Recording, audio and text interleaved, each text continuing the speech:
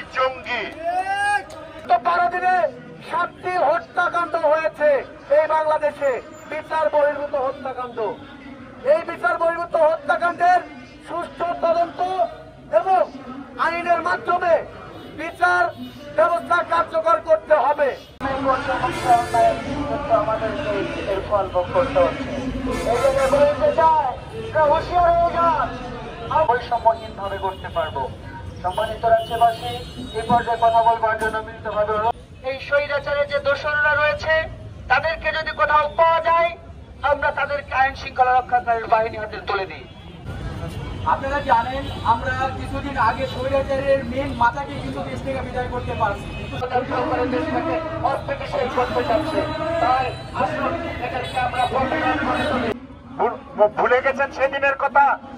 আপনার কি করেছিল? আপনার চাপ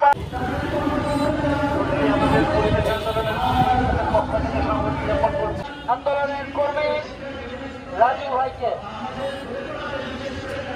সময়ে যেভাবে বিচার বহির্ভূত ভাবে হত্যাকাণ্ড চালানো হচ্ছে,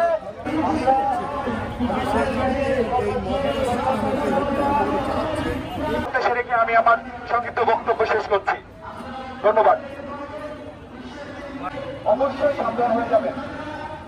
খবরদার, বাংলাদেশের 24-এর পরে খাওয়ানোর পরে তাকে পিটিয়ে হত্যা করা হয়েছে।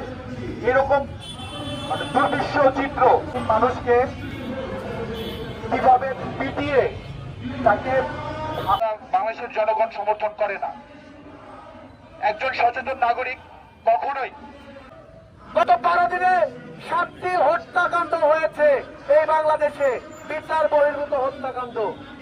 এই বিচার বহির্ভূত হত্যাকাণ্ডের সুষ্ঠু তদন্ত এবং আইনের মাধ্যমে বিচার ব্যবস্থা কার্যকর করতে হবে।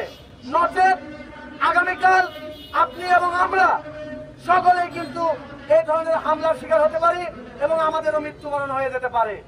গত 15 বছর আমরা দেখতে পেরেছি, যারা তার পক্ষে তারা হয় সঙ্গী, বিরুদ্ধে যে যায় সে হয় জঙ্গি। ভাই, বাংলাদেশে যখন ভোট হয় কত পার্সেন্ট ভোট পড়ে? সর্বোচ্চ গত 3 টার্মে আমাদের বাংলাদেশে ঠিক মতো কোনো নির্বাচন হয় নাই, আপনারা জেনে দেখেন। কিন্তু তার আগে আমাদের ভোট কাস্ট হতো 45 থেকে 52%। তাহলে বাকি 48% মানুষ কি নিরপেক্ষ নয়?